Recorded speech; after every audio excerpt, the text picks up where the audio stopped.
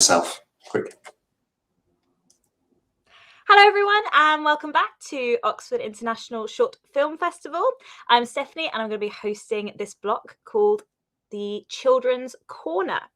This block features family-friendly animated films that will have you laughing and learning and definitely enjoying. The format for this block is it's going to be playing all the films in one go. There's about 9 films and this will play for approximately 70 minutes. Once all the films have played, there will be a Q&A with some of the filmmakers. We hope to wrap up things between about 12 and 12:30. We definitely encourage commenting throughout the block on Facebook and YouTube. So make sure that you chat away, ask any questions, and we'll try to get through them. And hopefully there'll be enough time for us to go through some of the questions at the end as well. So without further ado, make sure to come on and we will start our first block, which will start with the film Gentry. Enjoy.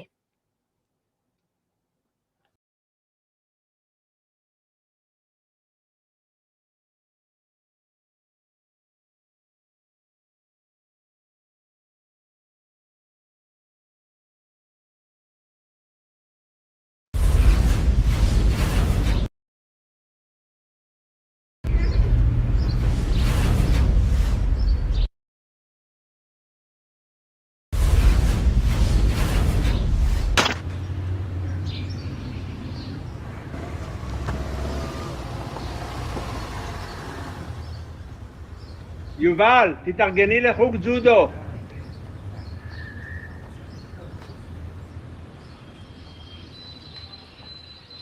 אתם באמת לא מבינים איפה אנחנו נמצאים רוב הזמן.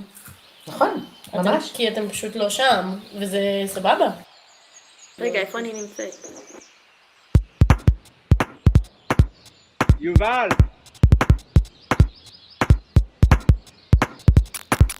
יובל! בשבילנו כל העולם הווירטואלי הוא פיקציה. הוא וירטואלי.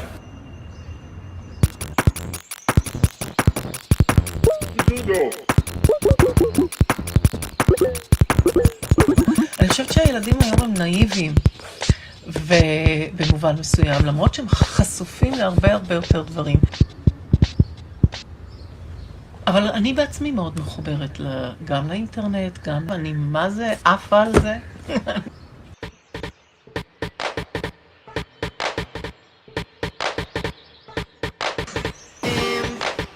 קודם כל אני חושבת שהם לא מבינים את האינטרנט. אני כזה חיה באינטרנט, אני מאוד אוהבת את האינטרנט.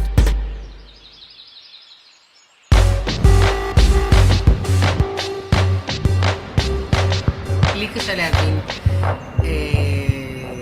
קשה לי להבין את זה שהם כל הזמן תקועים בתוך הטלפון שלהם ומפספסים את העולם האמיתי.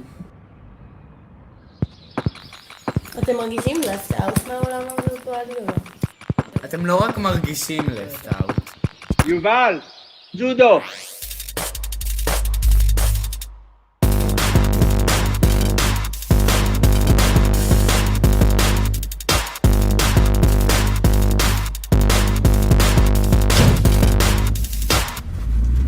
היה כיף היום?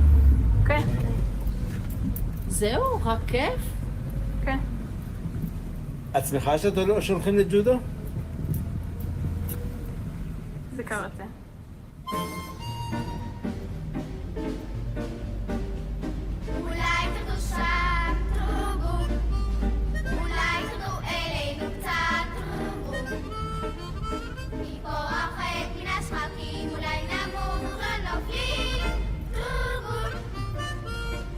העולם הוא כדור ענקים העשוי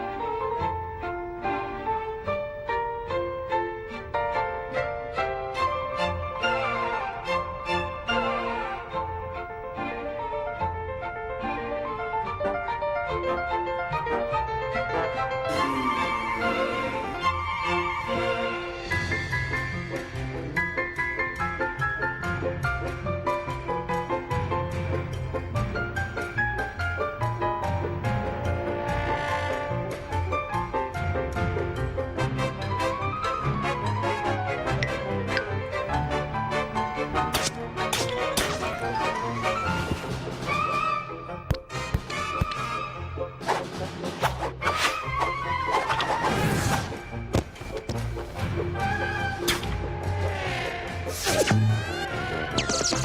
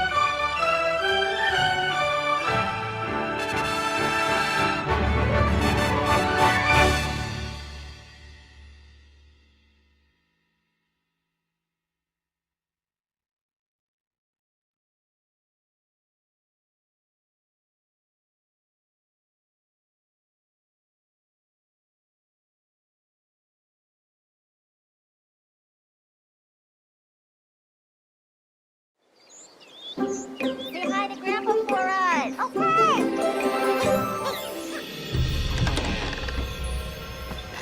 Hello? Is anyone here?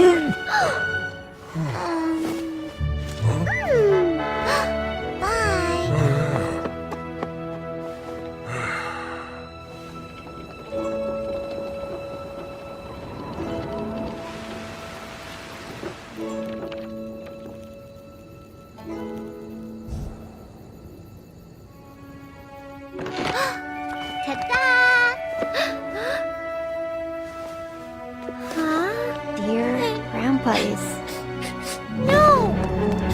Grandpa!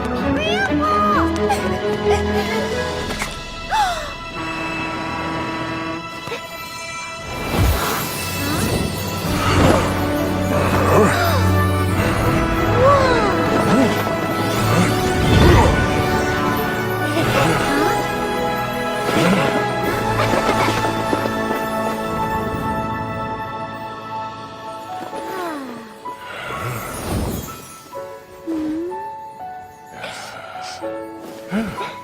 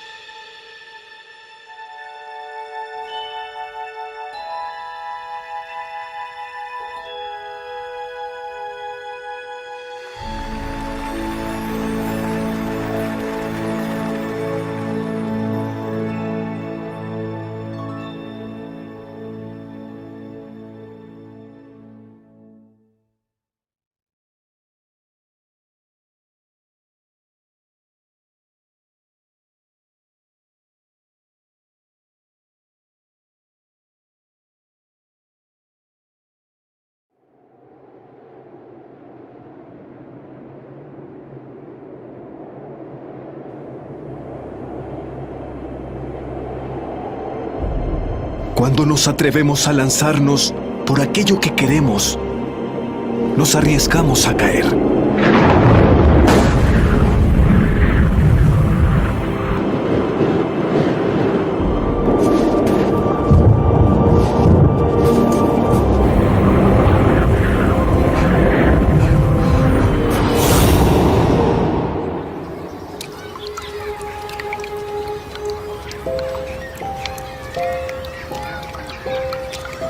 ¿Qué es el tiempo? ¿Qué es ese aroma frío de agua con azucena?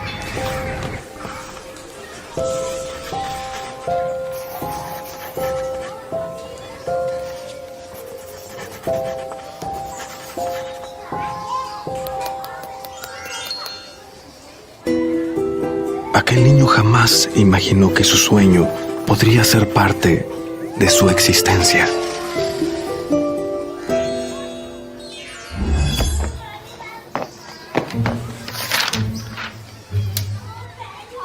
No está mal, Hernán, pero puedes mejorar. Cuando se es tan solo un niño, todo pareciera ser un gran desafío al que hay que superar.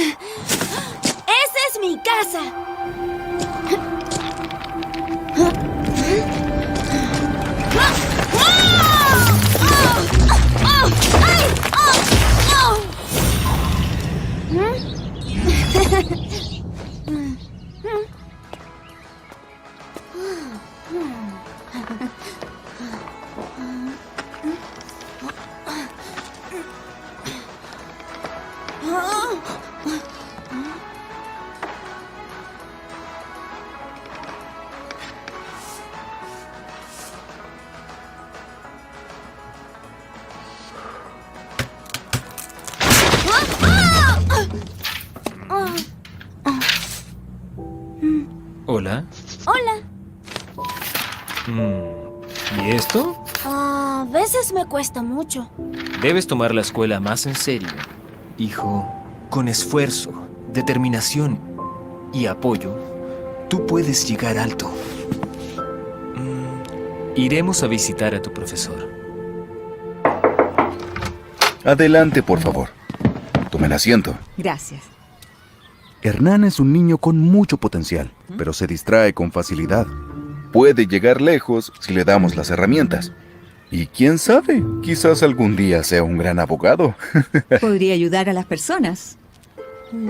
¿Qué te gustaría hacer, Hernán? No sé. ¿Llegar muy alto? Yo quiero que llegues muy alto. Que puedas llegar más lejos que yo.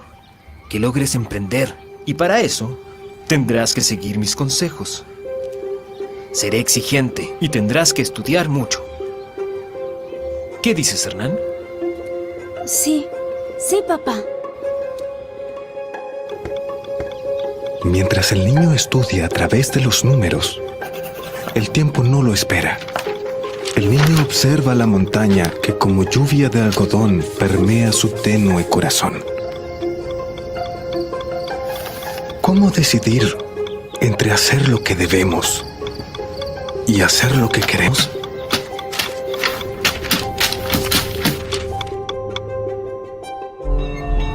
El tiempo fue haciendo desaparecer la montaña del niño, como si ésta se desvaneciera y solo quedaran las alturas.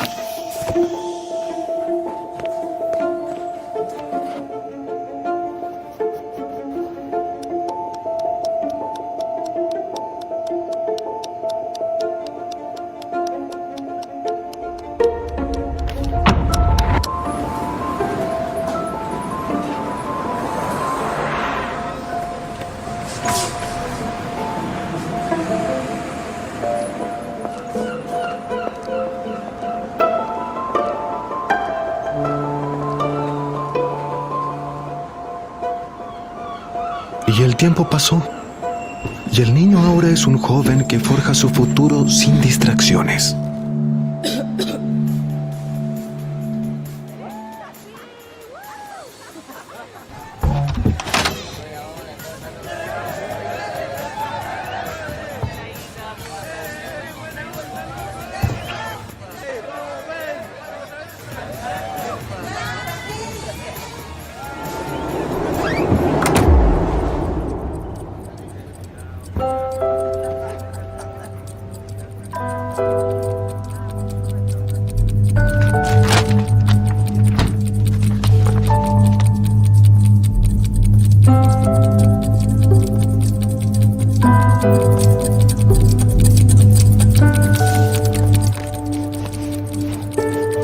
El hombre vuelve a soñar. Es una ráfaga de viento de esas oníricas cumbres que retornan con un vaivén embriagador. La montaña es la montaña.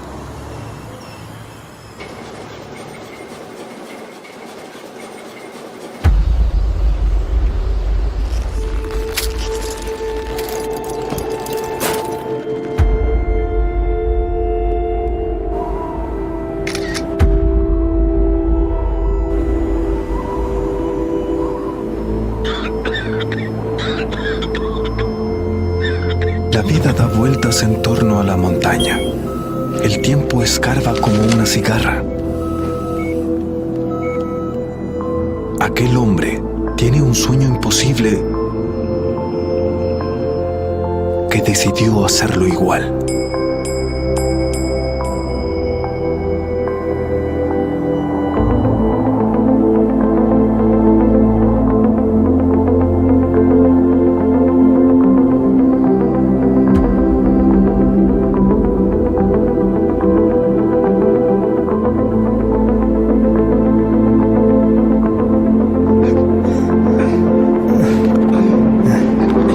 La cumbre está a pocas horas. Será difícil.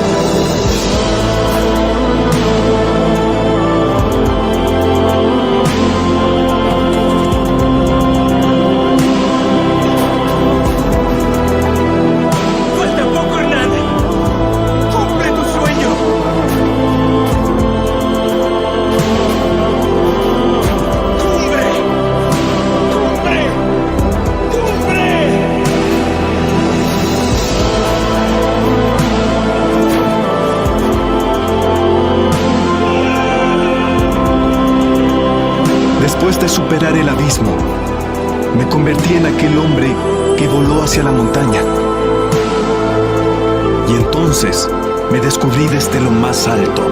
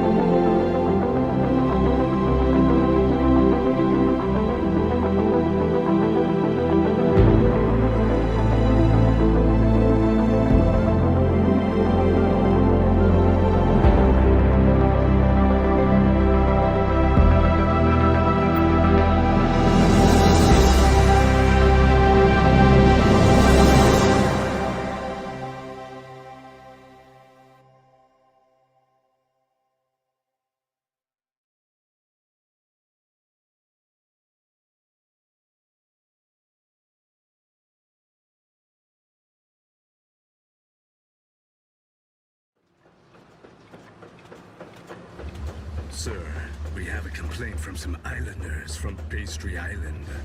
From a town called Tidy Town. Apparently, we're polluting their environment. They want our help recycling. Of course, we should help our loyal customers. Of course.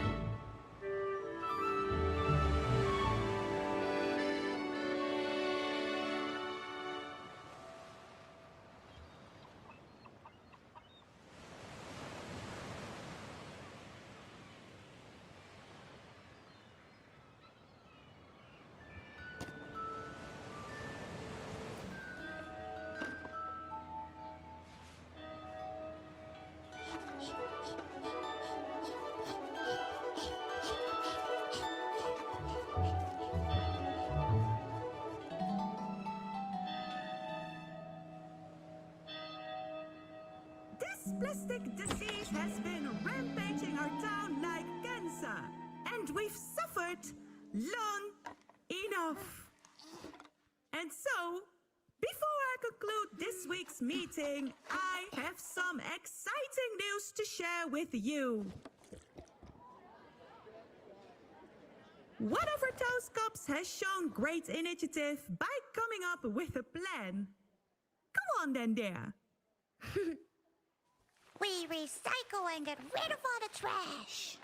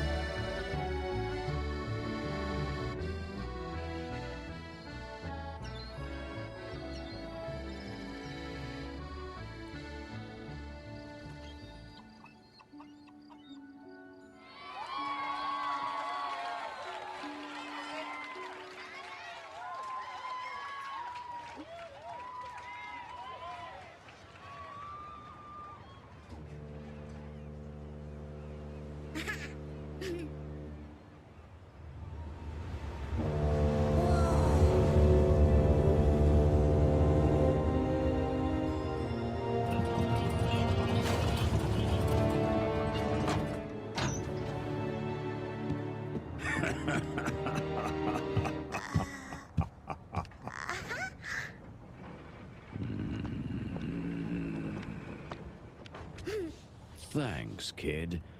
Keep up the good work. Bye.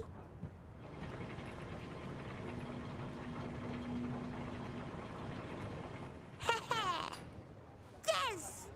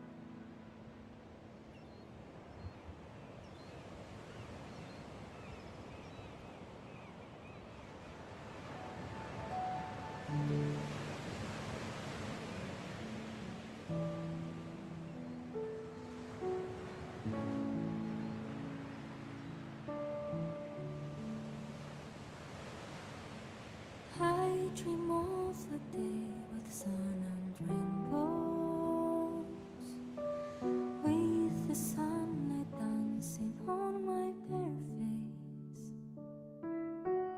fishes swimming free around my shoulders,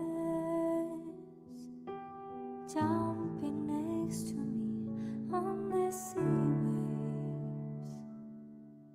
waves.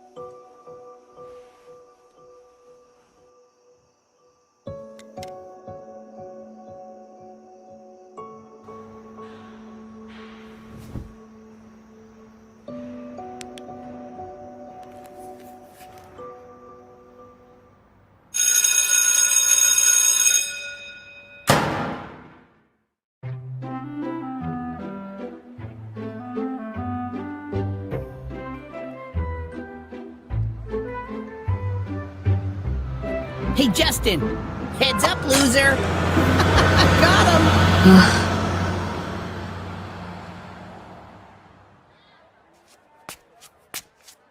Don't slip!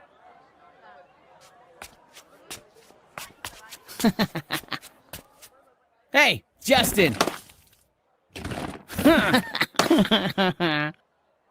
Yeah, go back to the planet you came from, you freak!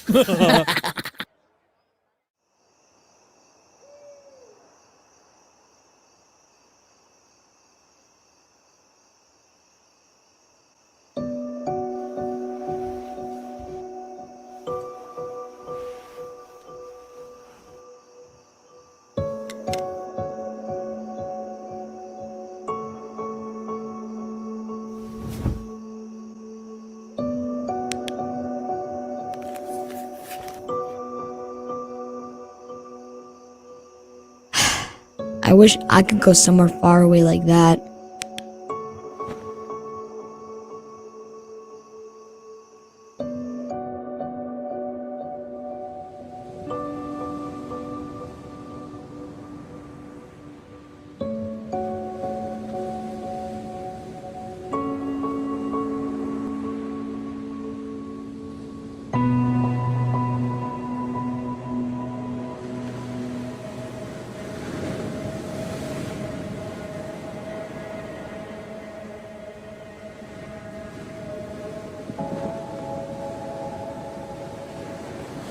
This can't be real.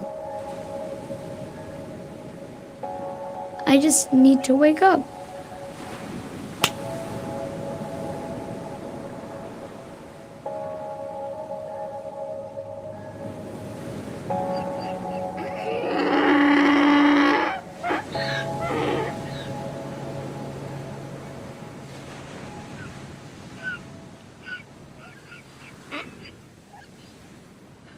Hey, watch it. Ugh, wishes. Come on, dude. 3 wishes. What? You're not the most eloquent, are you? Look. I'm not one of those eat things whole snakes. And no offense, but you don't look like you will make much of a meal anyway. So can I get those wishes now? Wishes? To all that come to this land, your desires are close at hand. Great care you must take if you step on the magic snake. Do not waste your only shot. 3 wishes is all you've got. What? Yeah, it needs a little work, but I'm not exactly a poet. Basically, you step on me and I have to grant you 3 wishes. So what'll it be? Okay, so you're a talking snake that can grant wishes. But what is that? Oh, that's Ervino. Ervino? Yeah, he's one of those whirlibees that live on this island. What's a whirlibee? The whirlibees are the main inhabitants of this island. They live on the other side of the island. That's where all the food is. They need a lot since they're all so big. Well, all except for Ervino. He's the smallest whirlibee. And if you're not a big whirlibee, man, you're nothing at all. So they kicked him out. No point of wasting food on the run. What do you mean they kicked him out? I mean they banished him. Banished him? For being smaller? Look, kid, maybe where you come from, they let the pipsqueaks run things. But around here, if you're different, they don't want you around. So what does he do for food?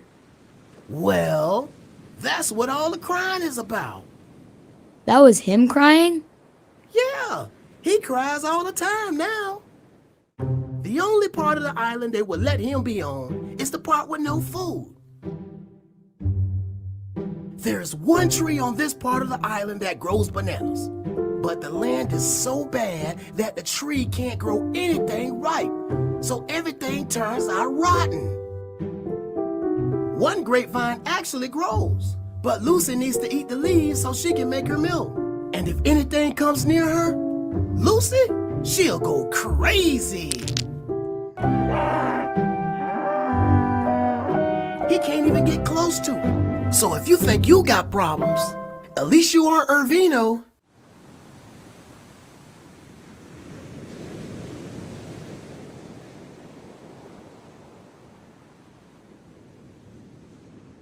Okay, I know what I want to wish for. All right, finally. What'll it be? I want Ervino to have all the food he could ever want. I wish that those rotten bananas would turn to banana cream pies. I wish that the smashed grapes would turn to delicious grape juice for Ervino to drink. And I wish that the cow's milk would all turn into yogurt. Can you make that happen? Are you sure you want to use your wishes on someone else? I want to do this for him. Okay, here you go. 3 wishes coming right up.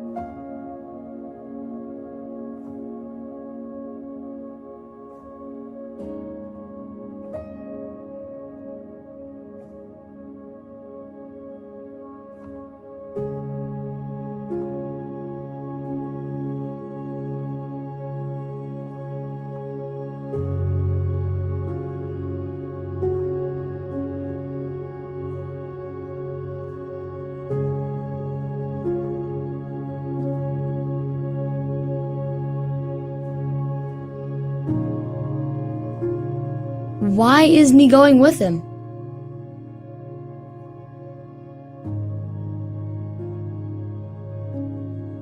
What should I do? Relax. He isn't gonna hurt you. Hi, I'm Justin. Irvino. This is the guy who used his wishes to help you. You sure about this? They're your wishes. Irvino here has had wishes for about as long as I can remember, but he's never used them. I guess he's kind of like you and only wants to help others if he can. He never had anybody to help before, so he wants to know, how can he help? I think I'm ready to go back to my home. He says thanks, and he'll never forget what you did for him.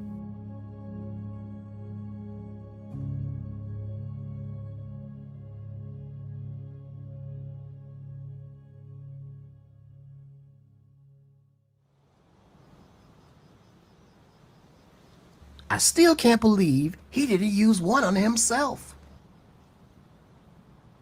I think that kid needs a little more help. You feel like using another wish?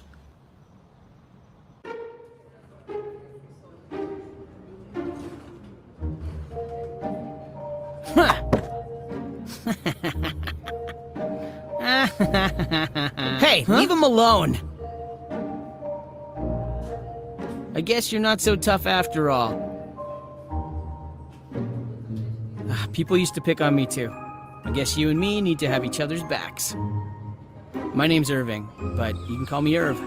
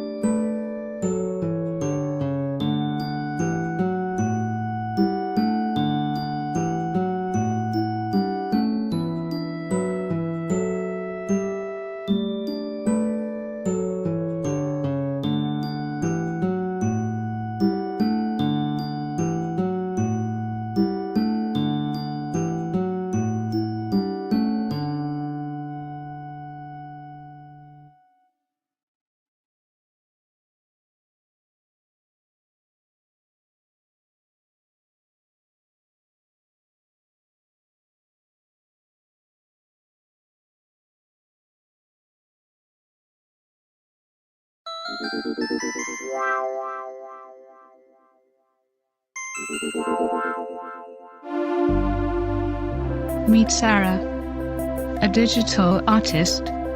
Martin, a web developer and new father. Helen, busy planning her wedding.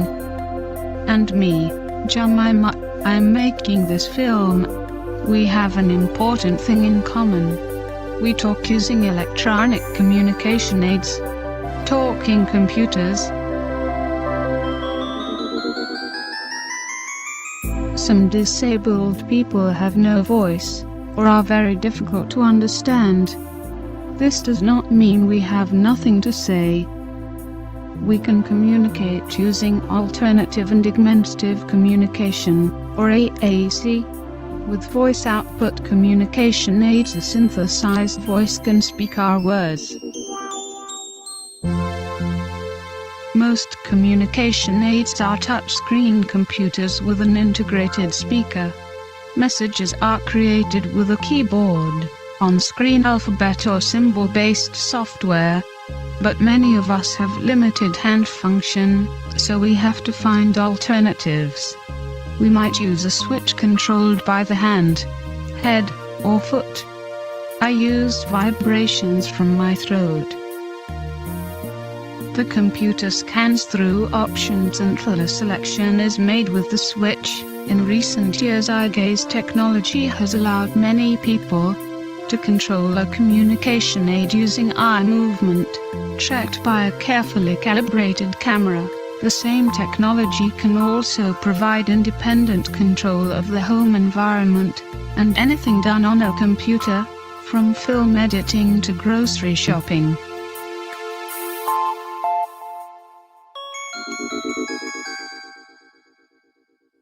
Early synthesized speech sounded somewhat robotic and offered limited choice of voices. Today a wide range of accents and characteristics are available, although some people keep the voices they have always used. Stephen Hawking chose not to update his voice, because it was so well known, and had become part of his identity. Now voice banking is becoming more accessible and affordable. Someone whose speaking voice will soon be lost can record words and phrases from which the sounds of their voice can be replicated on a computer. People who have never been able to speak can invite a family member or friend to be a voice donor. Technology for talking is increasingly individualized.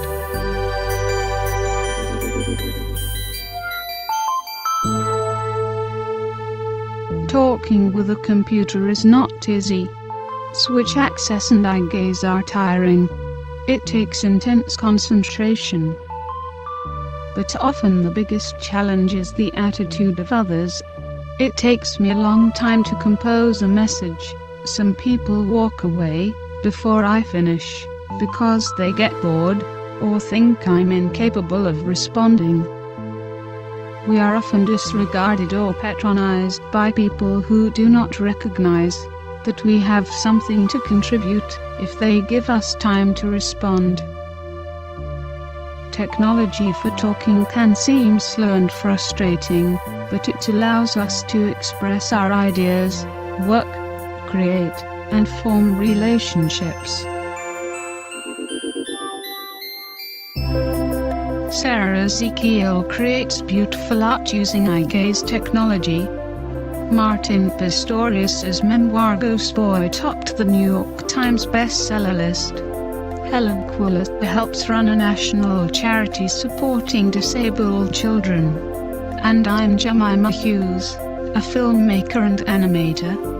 We don't have speaking voices, but we lead full creative lives. Technology gives us a voice and enables us to participate. So next time you meet someone who talks with a communication aid, don't be shy. If you give us time to answer, you'll find we have something to say.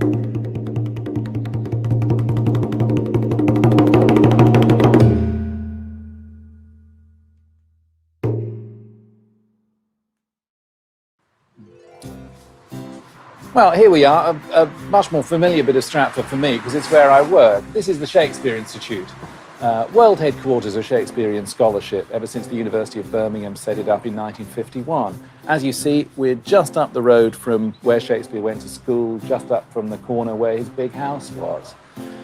This house, Mason Croft, belonged in the early 20th century to an Edwardian novelist called Marie Corelli, who campaigned for the restoration of Elizabethan buildings around Stratford. She was a friend of Ellen Terry, the great actress. She was visited by Sarah Bernhardt and Mark Twain and the young Laurence Olivier. So it's got quite a pedigree even before it became the home of this research institute devoted to studying Shakespeare and his times and his works. So, I mean, for me, it's a very nice place to work. Well, if the Shakespeare Birthplace Trust were ever to reward me for my loyal services as an executive trustee by letting me live in any of the properties that they manage, I would certainly choose this one. This is Hall's Croft. It's the house that Shakespeare built for his good elder daughter, Susanna, when she married the local doctor, John Hall. Nice house. You know, doctors tend to have nice houses. John presumably treated Shakespeare during his last illness. Hall was a good doctor, as far as we know. He published many of his case notes, but not the case of his father-in-law, perhaps because his treatment of Shakespeare clearly failed. Shakespeare died of a short illness when he was 52. What should an animated documentary about Shakespeare include? You know, where Shakespeare ghosts may turn up, fairies may turn up, and Falstaff may turn up, in the middle of a famous historical Civil War battle. Maybe one of the characters is being replaced by an animation. Sounds great. Sounds great. I'm all for it. And I hope my words are being spoken by a frog, even as I speak. We have to find the right frog first, so, and then we'll have to see how we can go about that.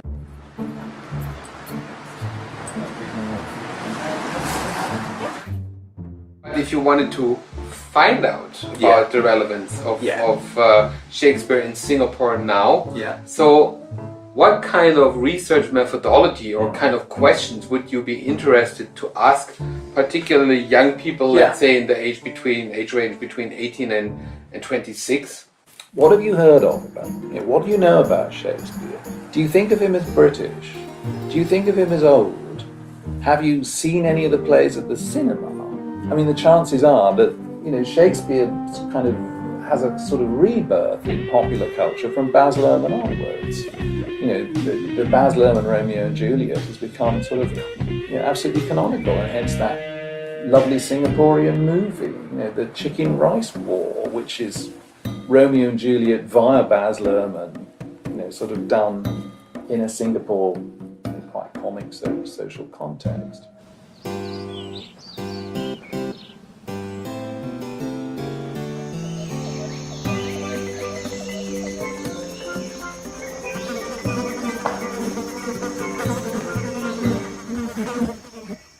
So, how much do you know about Shakespeare? Some old English guy who's dead. He's a very prolific playwright. What do you think this is? He started out as an actor. It's a spear. And then he sort of moved into his own theatre called The Globe, which burnt down after some time, and then only like 25 years ago, they rebuilt it a few hundred meters from the original site. Shakespeare! I was like... And the worst part, right, is that I didn't know who Shakespeare was. Do you think of him as British? Do you think of him as old? So English? No, I think of him as international. He's British, but his stories go beyond just that, I think. I don't think he's an old man in terms of thoughts, because he was actually very young when he produced his plays, and he died very young, so... I think he would have progressed from child to old age. I think based on what I know, maybe the life expectancy isn't as high last time, so I don't think so. Which of his plays have you heard of? Off the top of my head, I guess I know like Macbeth, Othello, War of the Roses, the Henry plays, Richard III and II. Well, I know Romeo and Juliet. Romeo and Juliet. A Midsummer Night's Dream. Julius Caesar. A bunch of kings. A bunch of other kings. Merry Wives of Windsor. Much Ado About Nothing. Hannibal. The Tempest. Tale of Two Cities, Merchant of Venice. Do you know any famous Shakespearean quotation? To be or not to be, lor. That is the question. Wherefore art thou, Romeo? Double, double, toil and trouble, what? Fire burn and cauldron bubble. If music be the food of love, play on. Something, something, pound of flesh. Something, something. And then the opening line from Richard III is also one of my favorite. There's a method to the madness. Oh, the foolish wit and the witty fool. Parting is such sweet sorrow. A horse, my kingdom for a horse. Yeah, touching palms. I can't remember the exact quote, but it was from Romeo and Juliet as well. Oh, and one last one. When shall we meet again in thunder, lightning, or in rain? That is something my friends, right, from our secondary school, we always say it when we actually like end our meetings. If you could be any Shakespearean character, which would you choose? My all-time favorite character was Puck. Not just because the name sounds like a vulgarity. I only know Juliet, yeah. So Juliet. Romeo. Yeah, I want to be Juliet. Then I can be 13 again. Iago from Othello, because he's the most charismatic villain that I've ever known. Towards the end of the play, you realize he actually has no reason to do what he does, and therefore he is the most evil. Have you seen Shakespeare's plays adapted in other media, like comics or games? Any anime version of like Romeo and Juliet, which is like, I think Romeo x Juliet. These very old school comics that my dad read when he was a kid. Yeah, graphic novel, but it's all very simplified prose. They use him as a conversion tactic. Like, there's actually like Star Wars and Shakespeare. So it's like, you know, like, no, you're not my father, but they say it in like really old English. And there's also modern day Shakespeare, and whereby all his entire like prose and like all his works were actually reinterpreted into social media. So it's like when you read the format of the book, it's not like you read it in the way that it's written as a play, but it's more of like speech bubbles that appear, yeah, and in the modern day language, complete with emojis. Yeah, all of this nonsensical stuff is available in bookstores. So yeah. Yeah, I was in RuneScape. I remember it was like Romeo and Juliet in RuneScape. Yeah, so you had to, you had to like, I think Juliet was stuck in the house or something, and then you had to like deliver messages for them. And then I think in the end, I can't remember if they both died, but yeah.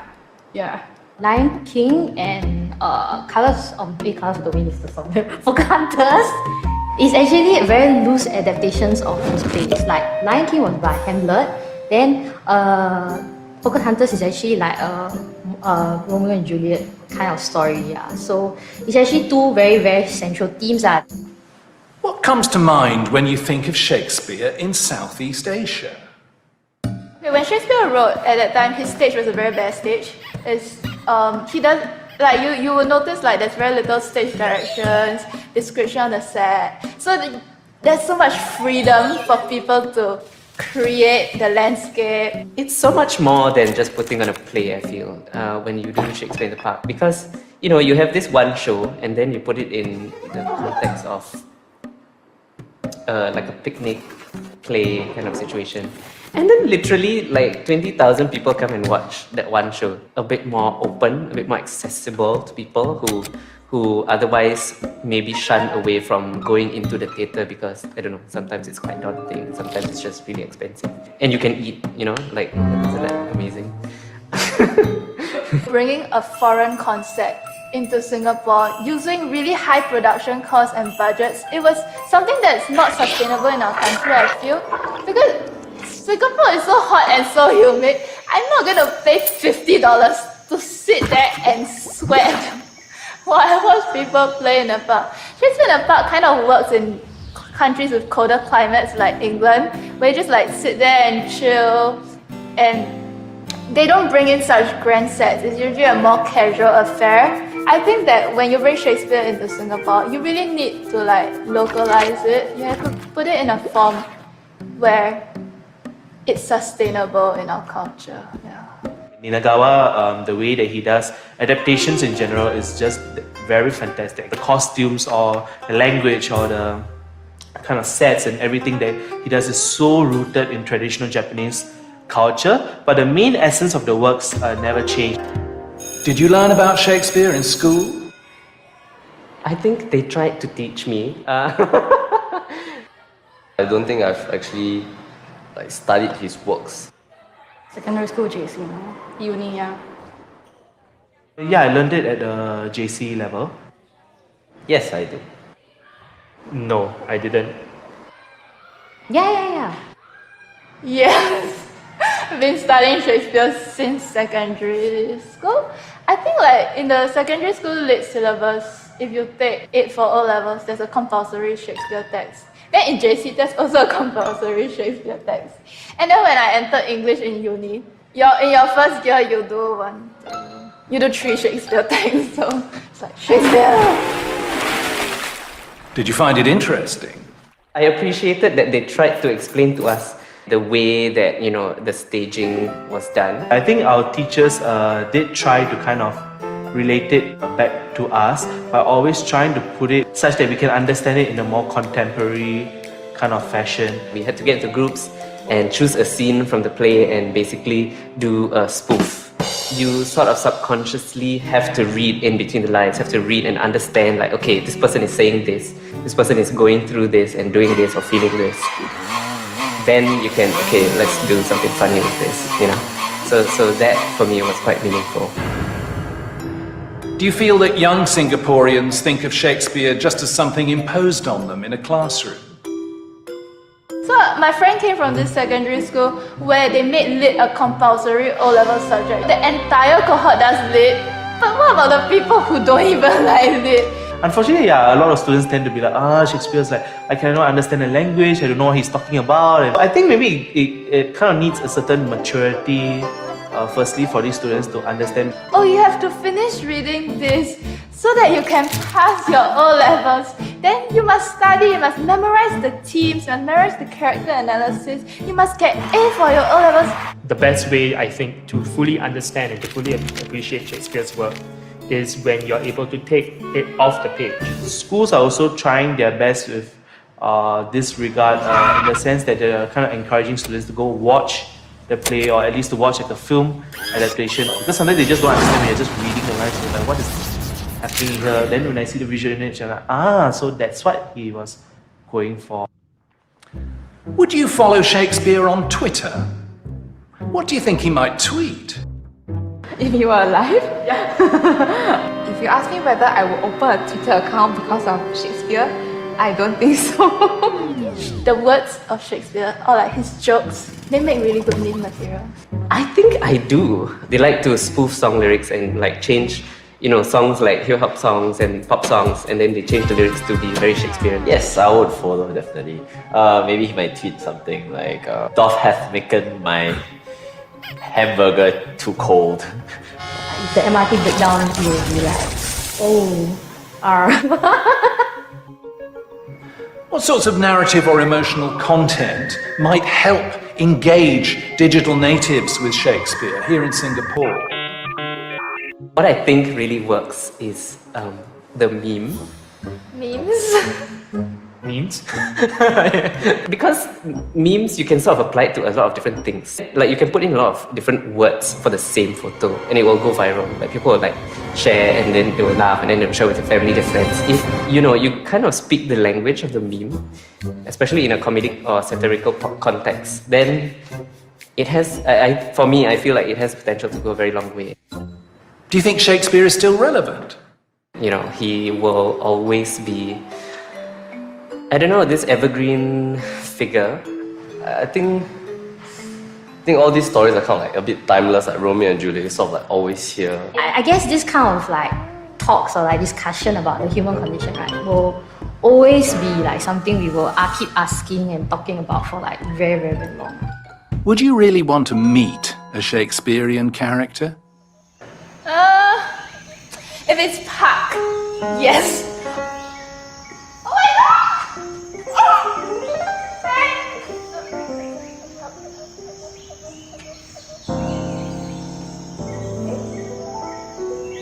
Okay. Oh, okay.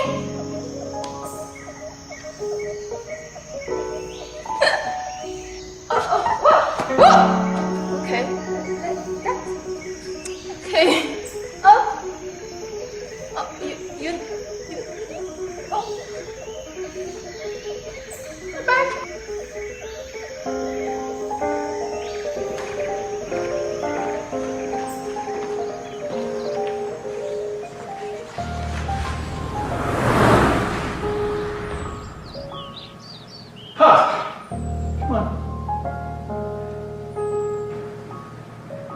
Glad to be back.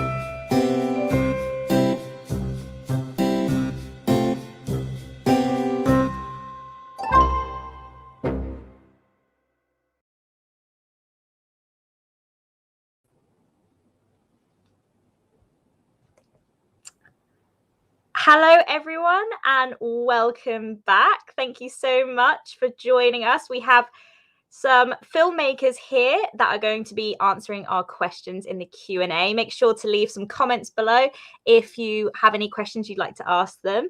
Thank you so much, Ronnie and Carlos, for joining us. Hello. Thanks for having us. Thank you. Hi, Carlos, everyone. at the moment, I think you're... Hi. There, perfect. Thank you.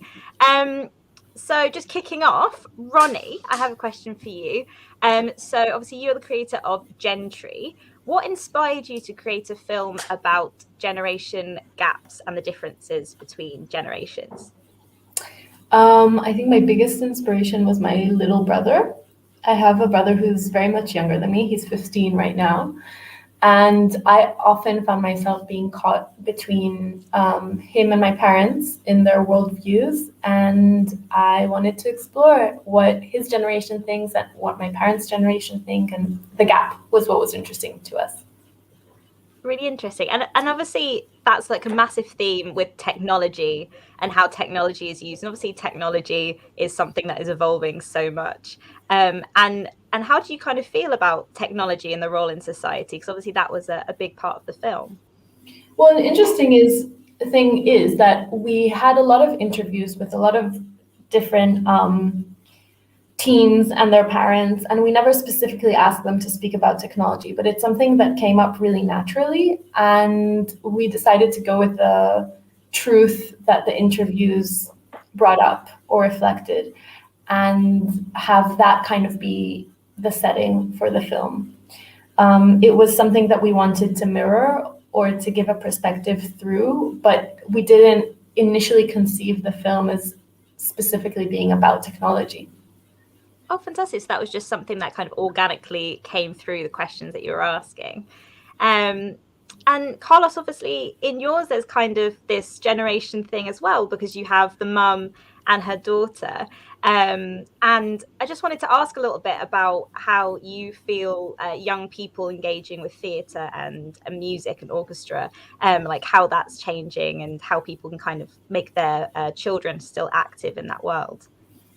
Well, I think it's a pretty slow evolution, honestly. You know, I worked for the Chicago Symphony Orchestra for about a year, and I was an usher. So the story is loosely based off of a story that I had working there, because there was one night where a mother came into the symphony with her young 5-year-old daughter. Well, I presume she was around 5 years old, but it's like she came in and, you know, she did not want to be there. You know, there was no interest in the symphony. They actually recommend for most of the adult repertoire like that, you know, the children have to be at least 8 years old and above, because otherwise they're just not going to be entertained by it. So they do have special programming for kids, but, you know, this mother, she just decided to give her daughter a chance and bring her, and it ended up being a disaster in real life. But, you know, I think that there's a lot of new media on television and, you know, on streaming services that's offering a bit of a gateway into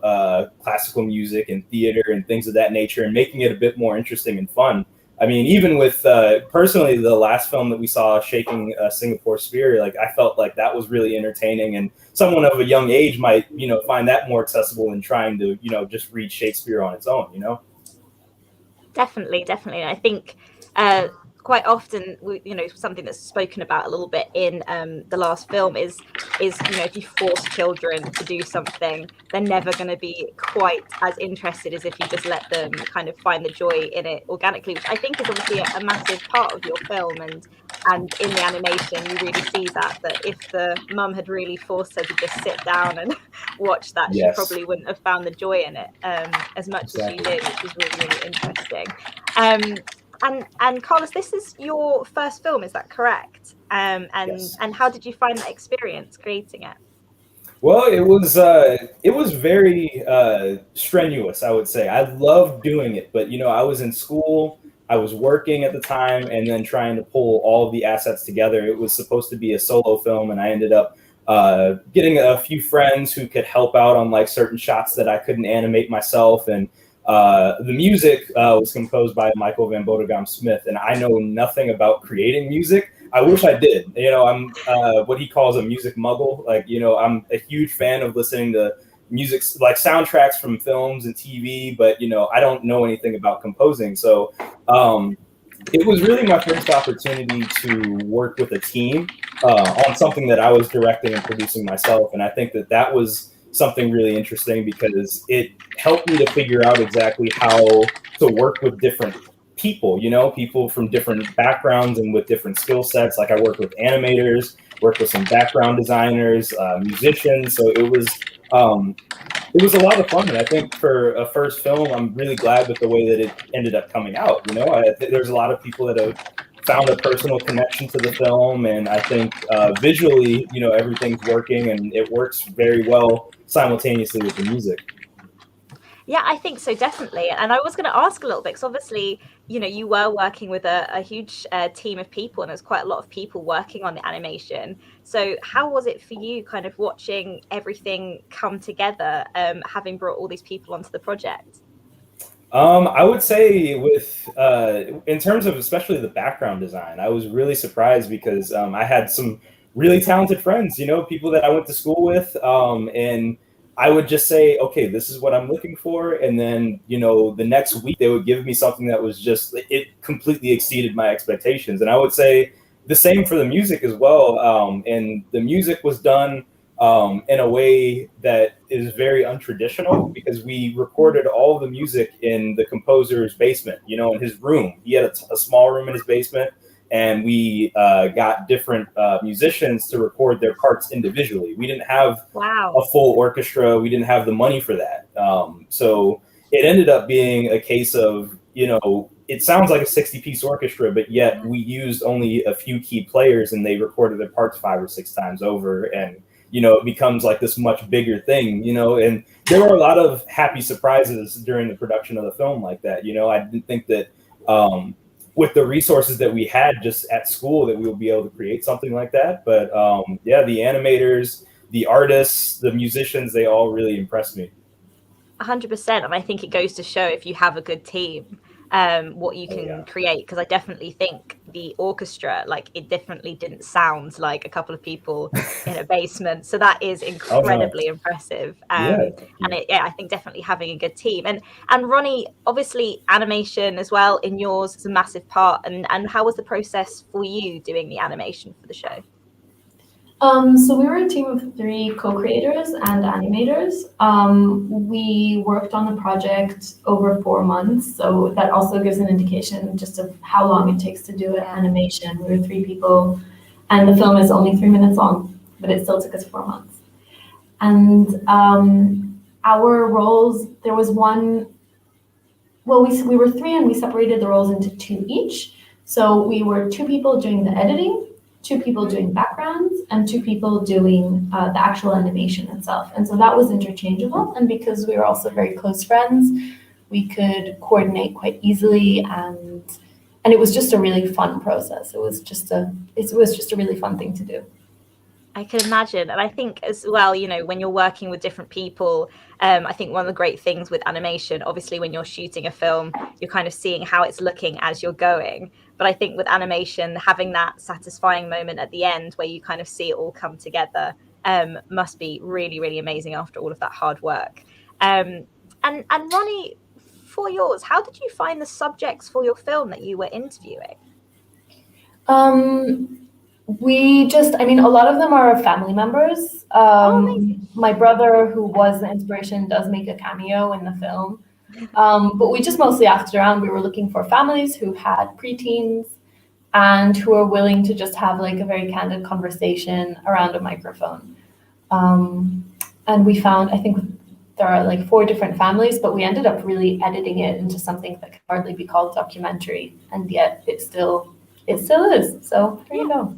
I think definitely, like, you know, Carlos earlier saying about how to kind of bring interest in from a younger audience and kind of make something more engaging. And I think if you try to sell to a young audience, hey, here's a bunch of families sitting down and just talking about their differences, that might have not drawn in such an audience. But having that beautiful animation and such an engaging way of talking about these topics, I think is really important to try and get people to actually engage with it, which is fantastic. And when you were talking to the families, like, how was it having just this really candid conversation to kind of work with when you were chatting to them? I think children, and this is also apropos the children's corner in your festival, I think children just really respond to honesty and not trying to make something else. So we just, we just ask the kids, like, what do your parents not understand about you? And it usually was pretty funny because they thought it was funny that we were like sat in front of their parents and we were like, yeah, tell us like what your parents actually don't know at all. And so we got some really cute moments. And I think afterwards we asked the parents the same question, like, what don't you understand about your kids? And the children also found that really amusing too. Yeah. I can imagine. And children are brutally honest. They are. They are. They are, but I don't think that we give them a lot of space to be.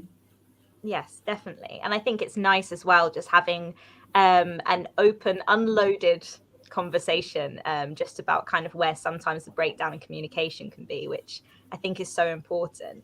And also, when you were working on it, and you were working with these families, did you already have an idea of what you wanted the animation to be at that point? Or was that something that once you had the recordings, you kind of bounced off that? Was it like the animation or the interview that came first? That was something that was very much the consequence of working in the team that we were working in. So I think that resonated a lot with what Carlos said, that like so much of the film happened just because of the people he was working with. So I'm very much audio oriented, and I was the main editor of the film and I was the main interviewer. So I was constantly working on that. And then my co-creators, they just totally think in images. At the same time, they were busy building this world. And the interesting points were the scenes between the two of them. So they really just both happened organically. And then we're like, okay, how do we put this together? Fantastic. That's really, really good. And I just wanted to, so we have Jemima at the moment, who was the creator of one of the films. And we've just been asking her questions in the chat. So I'm just going to read out a few of the questions, or Andy can read out a few of the questions and the answers. Okay, no, that's fine. This is my moment. Well, it's Jemima's moment, actually. So, yeah, Jemima made the Talking with Technology film, and obviously conversing, it can be a challenge, I'm sure, and it's a real eye-opening film. It makes us all think about inclusivity a lot more. And I'm hoping, Jemima, after the festival's run, we can talk with you and maybe find out some of the things that went well for you and didn't go well for you, so that we can improve, because I think everybody needs to improve. But yeah, well, first of all, I'm going to start off with apparently Jemima's left a comment saying she really likes the tree image and visual style in Gentry. So there's a comment for you, Ronnie. I really liked your film too. So we've asked a few questions in terms of why the film's so important to Jemima, and how she found the people that were involved in the film.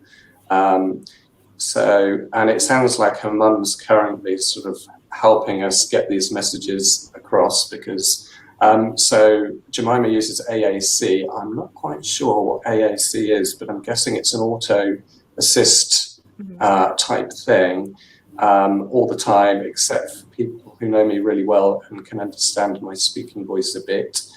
But a lot of people don't understand, and they don't know that they need to wait for me to be ready to speak and give me time. So obviously part of this inclusivity is we need to be really patient. And it sounds terribly frustrating because people don't have the patience, and it sounds like they get fed up, or they can be really patronizing. And I actually have experienced this firsthand on the web. I'm a web developer by trade, and we had a blind person coming in to teach us how the web works for blind people, and they blindfolded us and they made us, and it was, I don't want to use the term eye-opener because it's not the right term in this particular case, but it really did make you think about the world in a very different way when you don't have one of your senses. And that was just one of them. And obviously, the world is even more diverse than that. So everything in the film is from Jemima's own experience. And she's a role model for charity supporting children using AAC.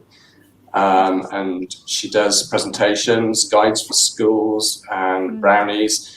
And she's always trying to just get the message out there and sort of make people more aware. Yeah, and she said, sorry to interrupt, but she said in the comments about the fact that the people in the film as well were people that she knew and had kind of also been a part of the charity, which I think is so lovely to kind of have that community be shown within the film. And also, again, I guess like Carlos was saying, actually using the people around you and the resources that you have to create amazing films, I think is so important, because if you know the people and you know that they'll do the job well, then that's incredible for sure. Actually, so Jemima's told us what AAC stands for, which is Alternative and Augmentative Communication, and it's what's being used in the film itself. So that's nice. It sounded like it took quite a while for Jemima to make. So and it was so the whole process took a really long time. First applying to the BBC ideas, and then getting the film commissioned, then planning and finally making it. It was the second commissioned film, but the first one was shot at home with her mum and a PA. I love these kind of homemade movies because it's normally where the inspiration comes from.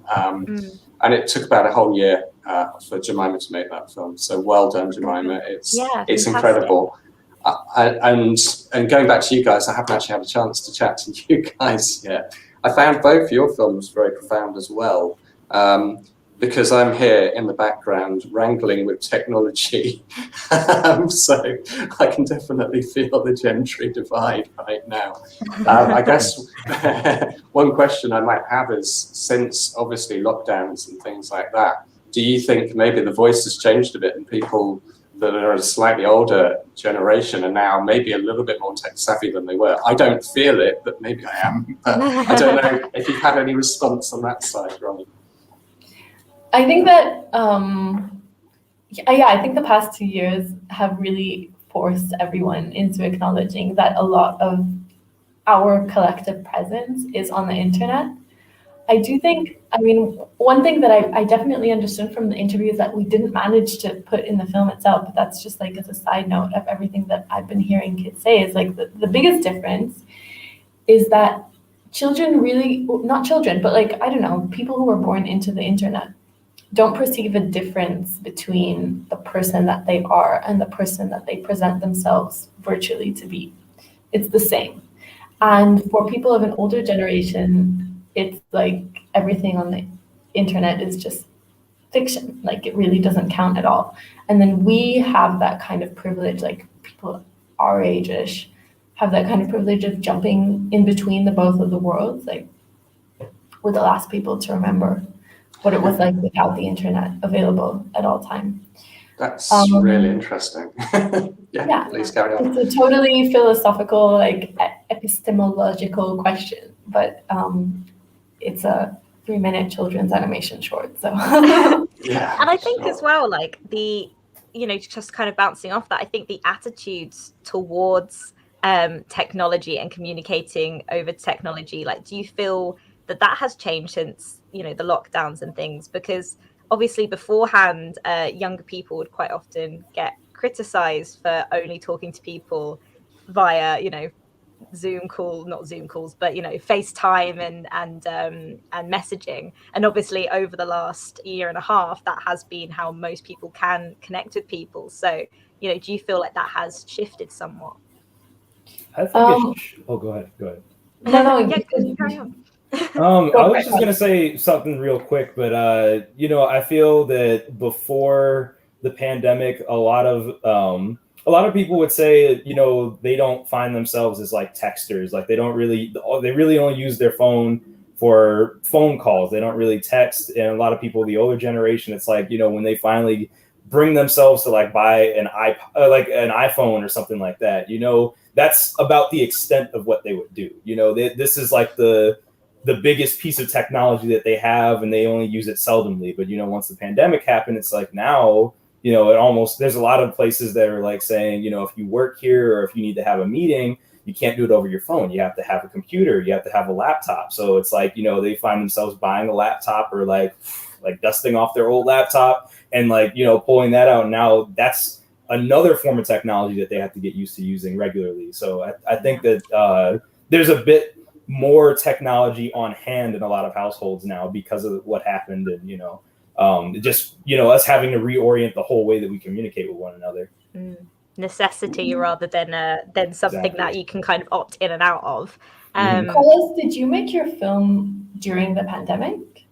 I finished it pretty much 3 months before it really started to hit, because it was done in December/January of 2020. So just in time. Yes. Mm-hmm. So yeah, it was like I was still in school and we still had in-person classes until about March, and then that's when things ended. But luckily the film had already been finished by then. Incredible. And I think as well, I mean, obviously your film is set in a theatre and with these audiences and live music, and obviously we know that a lot of live arts have really suffered over the pandemic because of theatres being closed and people being unable to kind of join in that way. So what is it like kind of looking back on your film over the last year? How do you feel about it now, obviously, with everything that's happened? Well, I mean, there's one thing that I really enjoy about it is the fact that a lot of people have been able to watch the film and like relive moments that they had with, either their parents or someone that they know who tried to expose them to the arts.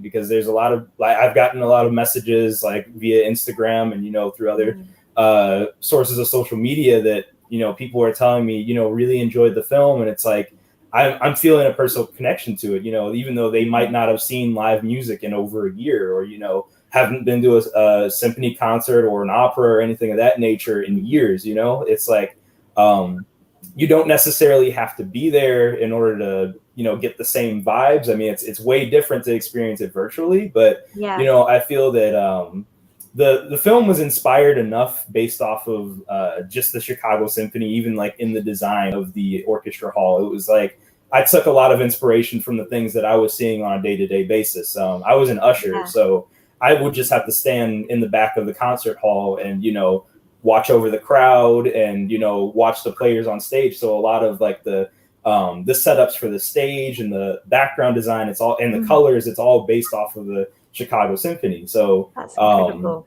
Trying to bring a little bit of that into the film was really awesome and fun, because otherwise it's like, before I worked at the symphony, I really didn't know what one looked like on the inside either through, maybe a Google search or something like that. But, I was really able to take a lot of that day-to-day life for myself, and put that into the film and, put it into the lens of someone who's seeing it for the first time.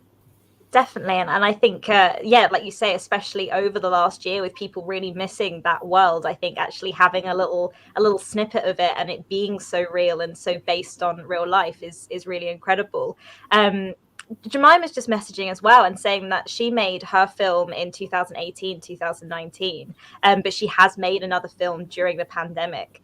And again, just, you know, having the ability to animate at home and communicate with the editor and composer via like online. Obviously, you know, with the pandemic, I think, again, just looking at technology and the way that we use it, you're saying about people contacting you via Instagram and kind of spreading the word of your film online. And I think as well, you know, Jemima saying about actually, you know, talking online and technology really helps her talk to other people and connect with people.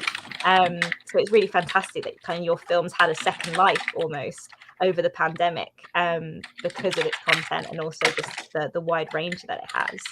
Also, if Jemima's film is available anywhere, the new one, I would love to see it. Yes, definitely. Yeah, And Jemima, definitely, keep in contact about that and let us know when it's out, definitely. Because I think, you know, the quality and everything for this film and for all of your films, I think has been really, really incredible. And Carlos, with your film, obviously, you know, you said about the fact that it was a student project and there was very little to no budget. So do you have any advice for people that are wanting to create a film but don't necessarily have the budget? How would you, you know, advise them to go about that? Don't let the quality of your film suffer because of the budget. You know, that's the best way I can do it. Or like, don't let that discourage you from creating a certain story. Because the thing that I suffered with through the majority of the production was it was a large film. You know, like the class usually wanted our students to do like a 2-minute film, you know, something short, and I was doubling that, you know, and it made my professor Jim Rohn very upset. he was so worried through the entire production that I wasn't going to get this thing done. He said, you know, if you don't get it done, that's great, but you're probably not going to get it done while you're in school because it's like it's too long. You know, it was a really big idea, and you know, of course, there's certain deleted scenes and things that I wanted to put in that I just didn't, you know, think I had the time for. So, you know, I really had to cater the story and just cut out a lot of the fluff. I feel like filmmakers sometimes in the beginning stages, there's a lot of extra, you know, that you don't need. You know, it slows the story down, and it can, you know, it can take away from the story that you're trying to tell or the characters. And, you know, I've learned that, you know, over the whole process, it ended up being, okay, here's what I know I can do. I'm going to cut this out so I can, you know, still tell the same story, you know, with just fewer shots and fewer flourish in a way. But I wasn't going to, you know, not complete the film because I had no money. The only thing that we funded was the music part of it. And, you know, it was myself and the composer. We were working, and we decided to just hire musicians to play the parts. Michael composed all the music, and he wrote the parts individually for each instrument. Like we had oboe player. He played trumpet on the film actually as well. Wow. And so that was the only part of the film that was funded. All the animation, the backgrounds, it was based in myself doing a lot of most of the animation and the directing, producing. And then I had some friends who just were kind enough to do me a favor and help out on the film and, you know, do certain parts of it. So in my opinion, it's like a budget really shouldn't dictate the quality of your film or the story that you're trying to tell. Even though I wanted to, you know, there were certain parts that I originally wished I could have done more animation on, or made it, you know, done a few more frames here or there to make the animation look a bit smoother. But, you know, at this point, after seeing the film and seeing the connection that it has, you know, I really wouldn't want to change much. I think that the story is told in the way that I was anticipating, but, you know, it's the quality of the animation is a lot better than I was hoping for. Yeah, incredibly impressive. And I think having no budget, like you say, just really having to be creative about, you know, how you go about things and who you use, and really working with people around you that have different talents, I think is so important. And definitely the thing you said about, you know, one of the biggest challenges, and we've spoken to quite a lot of filmmakers about this, about short films, is actually taking this big idea that you have and narrowing it down to a few minutes and And I think that's something that a lot of filmmakers really struggle with, because like you say, they have so many different ideas and things they want to bring to the table. And so, bringing this to both of you, and also to Jemima, if you want to answer, how did you take your ideas and then narrow it down?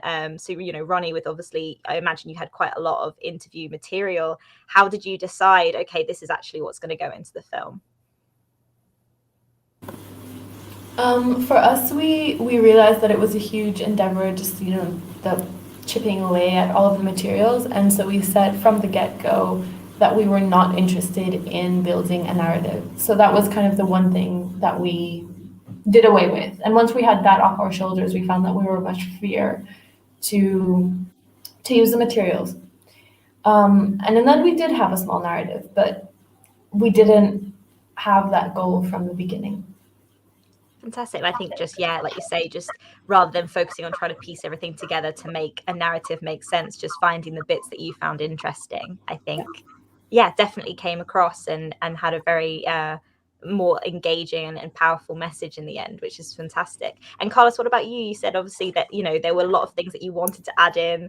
You had a lot of pressure from your class. So like, how did you decide how you were going to narrow that down? Well, I think part of it is just based off of my mentors as well. The professors at Columbia. I would show the film to Jim Rohn, and he would say, "Okay, you still got too much meat on this film. You got to concise it down." Like, that was a big part of me taking certain parts out and trying to fix the story itself and make sure that it doesn't take too long to get to the whole point of the film. You only have 4 minutes. It's a story about someone having this sort of hero's journey in a way. It's going full circle. They have a certain attitude towards the symphony in the beginning of the film, and they have a completely different one towards the end. And it's like you have to show that in 4 minutes. So that was one part of it, and then also the music was being created simultaneously while the animation was being completed, and so that was another motivator for me to animate certain parts based off of the music that I was hearing. And usually, the music is done in post-production. So in this scenario, it was done a lot more different because it was really a necessity-based thing. We worked on the music for about a year just to get everything right and to find all the right musicians to record the music. But that ended up also helping to dictate, especially the finale. The finale changed within the last 4 months, essentially, of production. Wow. So it was something completely different in summer 2019, and by the end of 2019, it was what it is today. So I think that it was humbling to realize, okay, this is how to properly tell the story, because there were certain parts that I felt would just slow the story down. You're starting to lose interest with Kenya, or maybe we're not seeing Kenya enough. Maybe we're seeing the musicians on stage too much, and now we're starting to forget, oh, Kenya's still here. Kenya's still the main integral part of the story. So there were certain scenes that had to be taken out or just, adjusted to make sure that Kenya is always the main focus, and we're kind of on her shoulders the entire time, just like watching her just, having this transition. For sure, and having that balance, I think, is really important. And Jemima was just saying as well that for her, actually having a shorter film and creating a short piece works better for her, because writing these sentences takes quite a lot of time, and kind of creating this work takes so much time that actually having it kind of put down just makes it more manageable, which I think is really interesting as well. And she's just saying now that with technology, trying to find the balance enough with it, explaining for people what AAC means and how it works, without getting too complicated and kind of losing people's interest by going into too much detail, which I think is, kind of the general theme, isn't it? That both of you are saying that actually if you have too much and it's too dense, that people will just kind of switch off, and having that detail put in a way that people can understand and digest is so important, and why these short films are so amazing.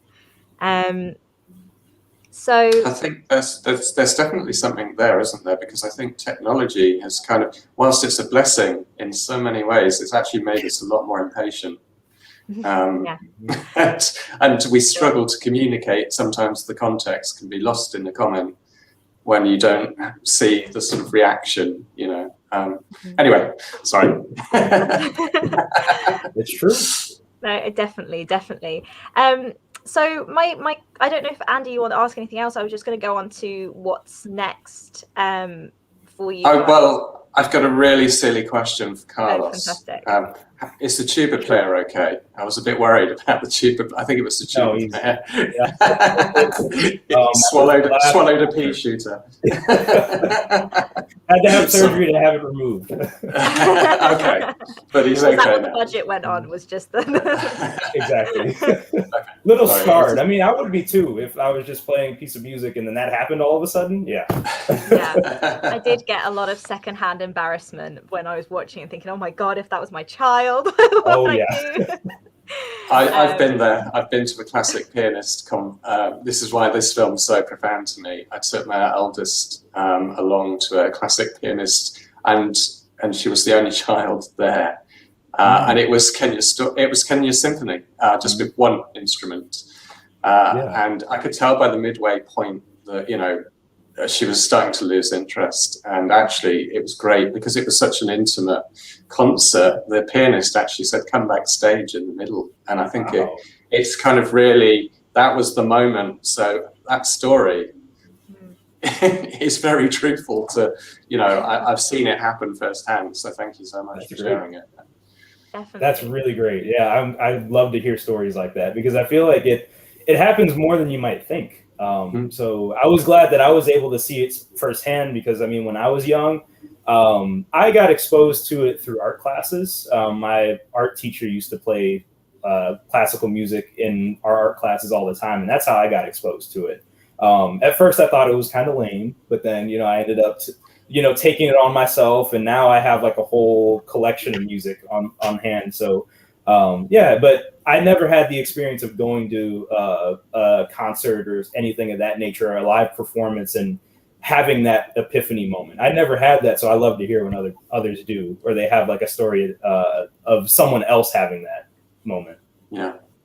Really, yeah, definitely. And I think a lot of people, again, kind of, it's interesting how both your works kind of complement each other and the difference between generations and trying to kind of engage a younger audience, I think, in non-technology related things such as theatre and music. And I think, it's definitely very, very interesting kind of watching this film that's all about someone finding joy in that after kind of maybe being stuck watching it out of their hands.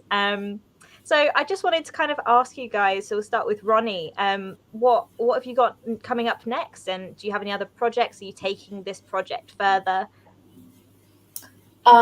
We have a new film coming out. It's starting to make the festival rounds quite soon. We worked almost in the same team, but it's a longer film. It's not documentary. It's less children-oriented, although children do like it a lot. And it's called How to Survive the Heat Wave and Stay Human.